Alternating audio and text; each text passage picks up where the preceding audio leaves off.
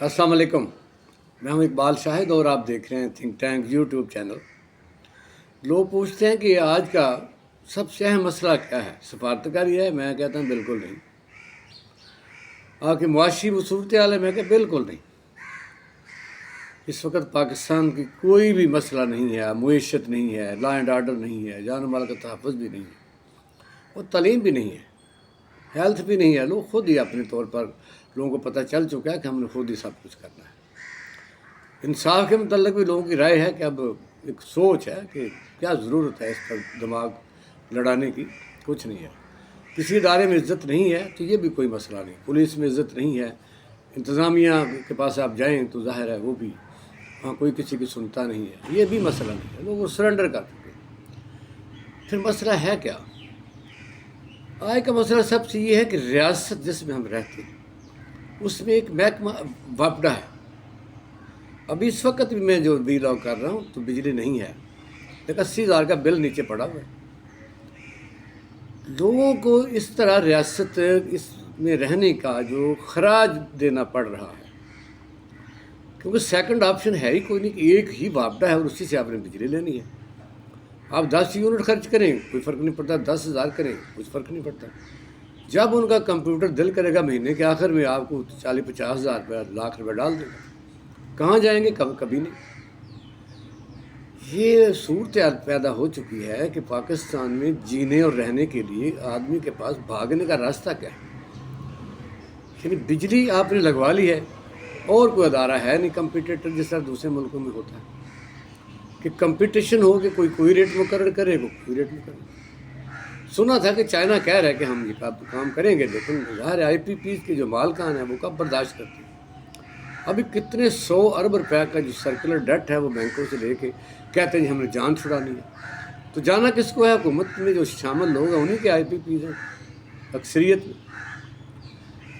पाकिस्तानी अवाम का एक ही मुतालबा है, यकीन करें जितना मर्जी को कमा ले, घर में 3 लोग हों वो कमा ले, आराम से वो सारे पैसे इकट्ठे करके आराम से बिल दे देते हैं। तो बिल भी कई दफ़ा पूरा नहीं होता। उसके बाद रोटी कहाँ से खानी है, रोज़गार तलाश करने के लिए मोटरसाइकिल पर तेल कहाँ से डलवाना है, किराया कहाँ से देना है, बहन भाइयों का खर्चा कैसे उठाना है, हांडी रोटी कैसे करनी है, ये तो दूर की बात है। अब यकीन करें कि वापडा ने हुकूमत के आशीर्वाद, जो भी मुतलका मिनिस्टर हैं, किसी को कोई डर नहीं है। फिर बिल भेजते हैं 26 तारीख को, आगे आ जाती 27 तारीख हफ्ता, 28 को आ जाता है जी इतवार है, 28 लास्ट डेट है।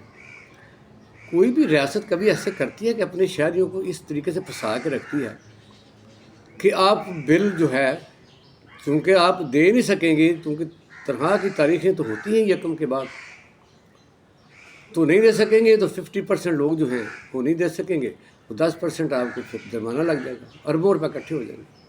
कभी किसी दुनिया की रियासत में आपने देखा है कि शहरियों के ऊपर डकैती के लिए मुख्तलिफ तरीके सोचे जा रहे हैं? मुझे बताइए, जब किसी बंदे को कोई तनख्वाह मिलती है उसके बाद ही वो कोई दुकानदार की उधार देता है, कोई नई चीज़ ख़रीदता है, पेट्रोल लेता है या बिजली का बिल देना चाहिए। ये आप यकीन करें कि इसमें जो लोग बैठे हुए हैं हैरान कुन हद तक वो अवाम दुश्मन है। मुझे बताइए, पहले बात तो यह है कि बिजली का बिल 27-28 को किसने कहा भेजने? क्या उस वक्त तनख्वाह आई होती है? फिर छुट्टी है, आप कहीं जाकर डिडक्शन भी नहीं करवा सकते। फिर ये भी है कि अगर आपको 40-50 हज़ार रुपये ज़्यादा ठुक गया तो वो आप किसी SDO को जाएंगे तो दफ्तर बंद है जी, आज हफ्ता है, आगे इतवार है जी, फिर सोमवार को आता कोई नहीं। मैं ये समझता हूँ कि ये एक रियासत में रहने वालों लोगों के ऊपर बहुत बड़ी जाती है। मैं तो कहता हूँ कि वज़ीर-ए-आज़म पाकिस्तान जो है उनसे हमारी रिक्वेस्ट है कि आप हुकूमत कीजिए, अल्लाह करे आपकी उम्र दराज और बाकायदा कीजिए, किसी को कोई गर्ज नहीं है। लोग छोड़ चुके हैं इस बात को कि यहाँ की हुक्मरानी क्या है, क्या ज़रूरत है किसी आदमी, आम आदमी को सोचना भी कोई हुकूमत में आ सकता है, उसके राइट्स क्या हैं ये भी वो भूल चुका है। और एक ही बस रिक्वेस्ट है कि आप गैर मुल्क ख़ास तौर पर चाइना से कोई बंदा लें, आपने हर अदारे के लिए जो यहाँ टेंडरिंग हम कर रहे हैं, कोई एयरपोर्ट ले रहा है आउटसोर्स हम कर रहे हैं, कभी PIA को हम प्राइवेटाइज कर रहे हैं, कभी मोटरवेज के शोल्डर बेच रहे हैं, कभी कुछ कर रहे हैं। तो ये बिजली का मसला भी तो हल किया जा सकता है। आप बाहर एक दुनिया को ऑफर दें, یہاں آ کے کمپیٹیٹر بنے وابڈا کے اور باقاعدہ بولی دیں، اور ہو سکتا ہے جان چھوڑ جائے، اور آپ دیکھیں گے ایک رات میں 80% کنیکشن بالکل وابڈا کے لوگ چھوڑ دیں، لوگ شکر بھی ادا کریں گے، بلکہ لوگ باقاعدہ نفل پڑھیں گے کہ ہماری اس وابڈا کی جان چھوٹی ہے۔ آپ بجلی استعمال کریں نہ کریں کوئی فرق نہیں پڑتا۔ جب آپ کو 40-50 ہزار کا، لوگوں کو میں نے دیکھا عورتیں بیچاری لیٹی ہوتی ہیں بے ہوشی کی حالت میں وابڈا کے دفتروں پہ، دینا پڑتا ہے۔ اور اب بھی میں جس آپ کے سامنے کر رہا ہوں بجلی نہیں ہے، اب بجلی بہت جانی شروع ہو گئی ہے۔ اس مہینے پاکستان میں انہوں نے کہا جی کمپیوٹر نے پرانی چیزیں نکال لی ہیں، ہر آدمی کو 40-50 ہزار روپے کا ٹیکہ لگ گیا، جس کے اس سے پہلے بل آتے تھے۔ میں خود گیا ہوں، انہوں نے کہا جی، میں نے کہا 1,03,000 روپے پچھلے دنوں کیا تھا، وہ کہتے تھے جی کمپیوٹر نے نکالا، وہ تو ہمیں دے دیا تھا، کہتے جی کمپیوٹر نے اور نکال دیا۔ اب کمپیوٹر کا جب دل کرے گا وہ کرنٹ بل کے ساتھ پرانا بل بھی کچھ 2 سال کا، 3 سال کا، 4 سال کا نکال دے گا۔ یہ تو کمپیوٹر نے کبھی نہیں نکالا کہ آپ کی طرف پیسے جو ہیں وہ بھی بنتے ہیں، وابڈا زیادہ لے چکا ہے۔ وزیر اعظم صاحب، پاکستانی قوم کا بڑا برا حال ہے، لوگ اپنے حقوق سے دستبردار ہو چکے ہیں۔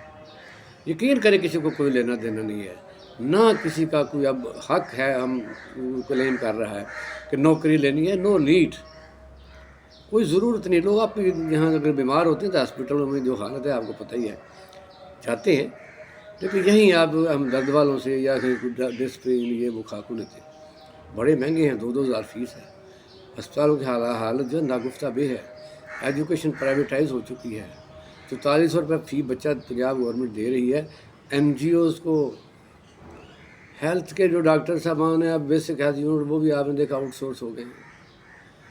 سر یہ تو گرمی بڑی ہے پاکستان میں، اس کے لیے وابڈا کے متبادل اور بالمقابل دنیا سے کوئی آفر لیں، میرا خیال ہے مسئلہ حل ہو جائے گا، اور آپ کو دعائیں بھی دیں گے۔